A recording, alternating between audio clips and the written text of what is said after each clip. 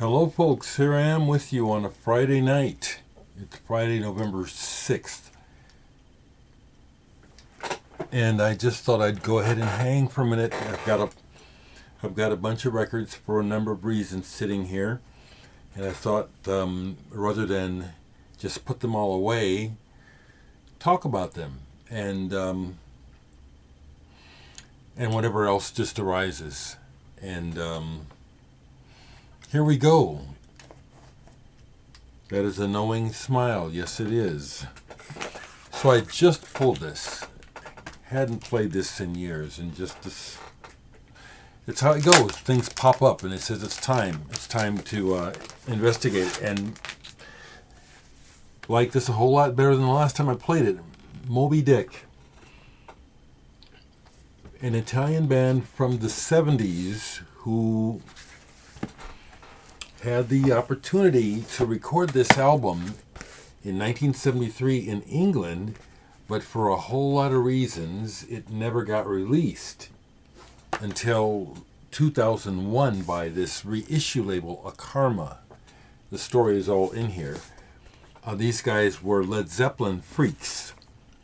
It comes with a extra single, but this is good. It's kind of trashy, but it's good. The Led Zeppelin stamp on their riffs and the approach is real strong, but it's also really rather good.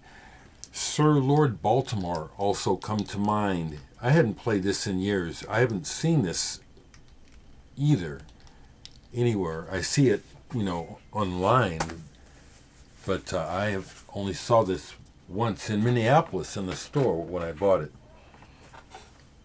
Okay, so there was some new releases today. I got a couple of them. I caught wind of the fact that the Peter Gabriel live albums were coming out today, and luckily they came in. Not luckily, but happily they came into Homer's. This is the sort of thing where Homer's, it's mainstream enough, it's big enough that, it'll come through. A whole lot of stuff I'm interested in, new releases, don't come to Omaha, but this one is first time released on vinyl, live in Athens, Greece, 1987. A double album. I love Peter Gabriel. He is very important to me, and I love his music. It's very familiar to me. It just has a lot of meaning to me, and I love the way he puts it together and his band. Manu Katché, I saw this tour, and the other one, Secret World.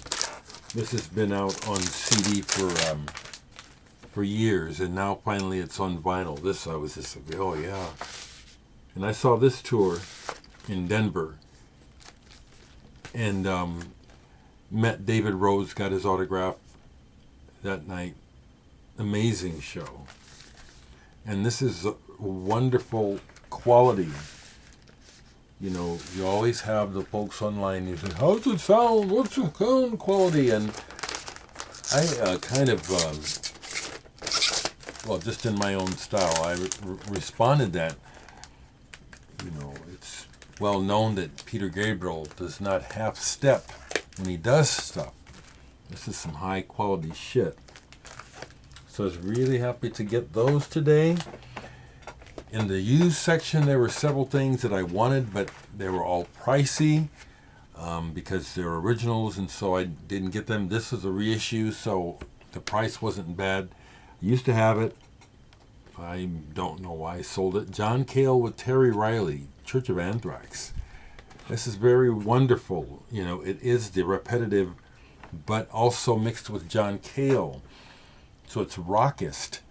It's the Terry Riley thing with John Cale. It's really good. It is. I always liked it. I don't know why I sold it. I say that a lot. But this is a recent repressing. I think 2012 is what I found of this. And it's a nice 180 gram. Plays well, and it's just really good. The other thing that I remember from listening to this today, because it's been a long time, But I can remember particularly hearing side one of this on the radio back when I was a kid. We had somehow, for some reason, we were able to have underground FM radio here in Omaha. Early on, for a short time, it was mind-blowing. I listened as much as I could because I'd hear stuff like this. It's where I first heard Pink Floyd and Emerson, Lake and Palmer and stuff like that, and other bands that I didn't discover until recently who they were. That was mind-blowing. So I got that today. Something that survived my punk collection because this is just so damned good. So glad I kept this. Gray Matter, one of those bands out of the DC scene on Discord. What's the name of this one? Take It Back. This is an original. It's on the maroon color. It's got the poster. I think that's a poster. I had to play this several times because I just feel it. The angst and the, I don't even know if that's the right word, but it's like, there's a couple songs on here where it's like I had to play them a couple times. Burn No Bridges. I just feel that song, when he gets to that thing, is anything really a waste of time? God, I feel that. Whatever it's meaning to him, I feel it, what it means to me. Gray Matter. So this is one of the surviving punk titles. Somewhat related, although not punk, but post-punk, but out of that, to me, a really amazing time of transition in music. Magazine, 1978, Real Life. This is as much post-punk as it is prog. It's just fantastic.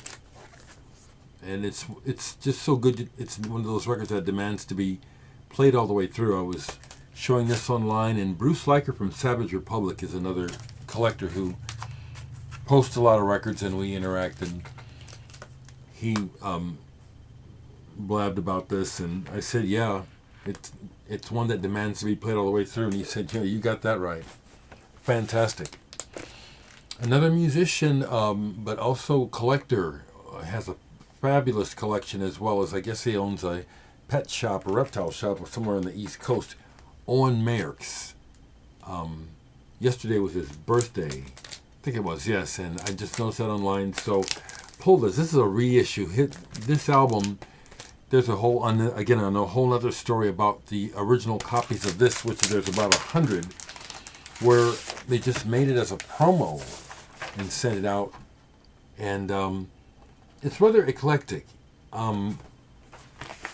There's a lo-fi homemade feel to it, but it's trying all kinds of things. I believe the guitarist Henry Kaiser appears on this. Am I right about that? John Oswald. These some interesting people that Mr. Maercks is associated with. Yeah, Henry Kaiser's on here. David Bola. Is that Don Bowles from Germs? Possibly. I'm thinking possibly. Teenage Sex Therapist. So I played that. I had to dip into my own supply. It just felt right the other night, and I listened to this almost all the way through.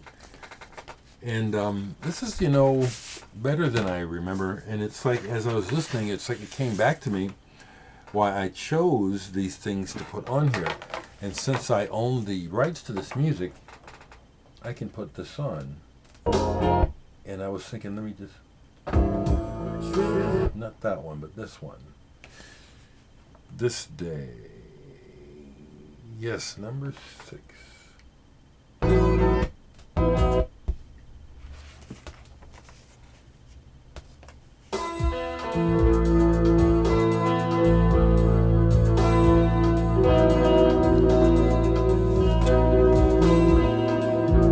Recorded back late 90s. Yeah, smooth guitar, bass, drum.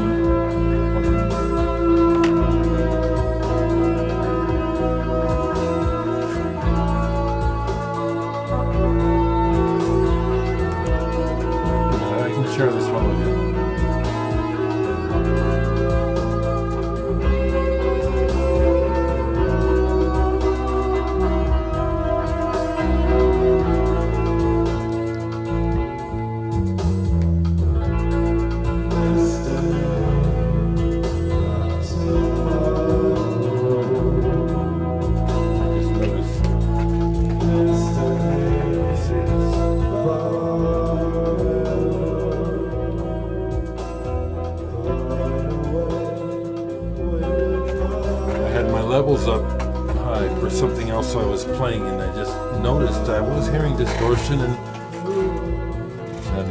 had to adjust the board.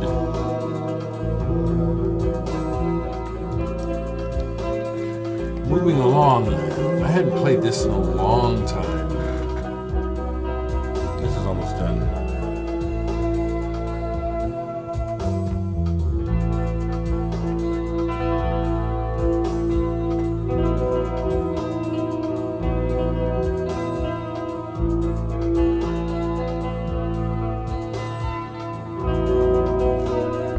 It's my nice album, so I still got it for sale. I hadn't played this forever, and these records, they do bring back memories and stuff, because it's like Mr. Gone, Weather Report. Really what got me to thinking about this was what's going on politically, and waiting for the official announcement, and just thinking, yeah, it's time for him to be called Mr. Gone. And this is just a wonderful album. I posted it, and great comments from people. Someone said, I think it was Tim Jones from the band Cheer Accident, said, a perplexingly good album, slick and adventurous at the same time, and I agree. Great album. Radiohead, Go to Sleep, 12-inch single. B-sides, I love their B-sides. And I love 12-inch singles. The fidelity of the bigger groove is noticeable. This record just had a anniversary of, I forget how many years, but Loveless, My Bloody Valentine. This is a plain recordings reissue. It is not a boot. And there was a whole lot of controversy, and it still comes up with certain collectors about, wanting to have issues about the sound quality. But to me, it's just fine. The idea that this is ever that it was ever supposed to be clear and pristine, that wasn't the point. This is quite a dirty, big sound. And what an amazing album. I saw them live. Yeah, I got to see them live in Chicago. It was wonderful. Had the occasion to play some Tangerine Dream. I've got most of the early stuff. They continue to make records. The son of Edgar Froese, he goes on. But this is a good one, White Eagle. I'm looking at the date. This is around 1982. But this is good. Can't really describe it. It was just it's good. It's a wonderful jazz album that I have, Jamal, Infinity. I just stumbled upon this years ago, used. And Jamal, I believe, is plays vibes. And he's got Bayard Lancaster on here. And this is not fire. This is... It's just really good. It has a good vibration. Great feel to it. Yeah, one of the most original voices on vibraphone since Bobby Hutcherson or Walt Dickerson. Yeah, this is just really good. Jamal, Infinity. Yeah. Here's another one that I got this week used down at Homer's. Atomic Rooster. I love these guys. I've only ever owned Death Walks Behind You. A lot of times I just never bothered to buy any more of the records. This is really good, and it's coming from a collection that they bought someone. I heard he told me the story, and so a lot of these records that I'm buying it's from this woman named Rhoda, who was plugged in, to the same stream of stuff that I'm interested in as well, and they're all originals. I've bought several of her stuff now, and none of it's cheap. One of them's coming up here. Right here. Now this one, thankfully, she did not deface, but it's from her collection, And I did some trading to get the price down. Well, at least the price was the same, but what I paid out of pocket, I got it reduced because I did some trading. But this is an original German Philips issue of Kraftwerk's first album. And I used to have a copy of this and it got stolen. I do know that about the record, that it got stolen. I didn't get it back. I got some of the other records from this particular a so-called friend. You know how that goes. So glad to get this. It's in great shape, but also I sort of understand from their point of view how they don't embrace this Kraftwerk, the band, compared to like to them it starts with Autobahn. But man, this is some amazing stuff. And it's been bootlegged many times, I see. I've been tempted to try to get a bootleg, but I'm so glad that I got this week. Kraftwerk's first album. Italian. Is this Italian or French? French. Yeah, because there's Serge Perathoner. He's played with some other folks, but Transit Express. Fusion, more on the fusion side. Definitely inspired by Mahavishnu. This is very good. Priglacit, however you say the name of this album. I'd like to get their other albums still. This is the only one I have on vinyl. I've got another one on burned CD. Another Tangerine Dreamer that I really like, Stratosfear. I've had this since it came out. 1976. Love the cover, and it's fitting for the record.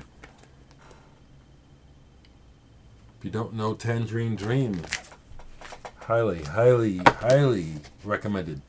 Okay, so this is all kind of autobiographical the way I'm showing this stuff. So this takes us back to Tuesday and Wednesday, Election Day, and the angst. So this is like Wednesday, just how close it is and was. And so I needed some power. So this got played, and then there's a connection to another album that's about to be showed. But Billy Cobham, the amazing Jamaican drummer, Total Eclipse. This is a wonderful album. His solo albums, the first few in particular, are very, very strong. And there's more. This one, I played this. People ask me a lot, what's my favorite Miles album? And I don't know what it is, but this is definitely one of them. Live Evil, 1971. I still have vivid memories of when my brother first brought this home in 1971. Because of the cover, which was freaking me out a bit. But even more so because of the intensity of the music. Now I had already been baptized in Bitches Brew, within the year or two that it came out, and it was a head fuck, And when this came, this was like, and this is just like intense. This is just pure fire. The cover is perfect for this album. This is definitely Desert Island, one of the best albums for me in my collection. Miles Davis Live Evil. So I played that for energy. Now so let me just see if they're still down here so I can make the connection, and I put those away. Damn it, see, I've already but I had out in Mahavishnu Orchestra, and it's right here, so thankfully I can just grab this one. John McLaughlin was celebrating, I think, the 49th or 40th anniversary or something like that of the release of this album this week. The Intermounting Flame by Mahavishnu Orchestra. And I do remember when this came out because a friend of mine in high school bought it right away, brought it to school. I was on the student council, and there were some other groups I was in, so we had access to rooms. And I remember going to one of these, in between classes or something, and Everett put this on, and it was like, wow, bam! Intermounting Flame. I've said it before, and I'll say it again. I still do not think that John McLaughlin is really recognized historically properly for this stream of music that he opened up. It's not that he invented anything, but it's like something. It was like he had a divine experience and really was able to capture it musically, like no one had done before. So that album, so that got played, and so I was able to get the rest of the Richard Barbieri solo stuff that came in this week. So I got Stranger Inside. I love his work. Like it better than Porcupine Tree, actually. You know, he's a member of Porcupine Tree and was in Japan. This is really atmospheric, almost jazz-like. It's jazz and ambient and its own thing, you know, coming out of what Japan. Their album Tin Drum was like very unique. And it was their last album. So to me, this is like it's a continuation, and there's even themes on these records that go back to those days. So I got that. And I got the other variations, 2 and 3. This is very, I've got it in the cover wrong, don't I? No, variations 1 and 2. Oh, I love this stuff. I love the artwork too. So I have 1 and 2. I had pulled them, dang it. I'll still have number 5 out. And Richard just announced online that he has a new album coming out in February. Cannot wait. So that takes me up to everything I've shown. And it's 22 minutes. We'll see how long this goes. And I've got these messages coming in. I don't know what's going on, but I'll find out. Folks, be well.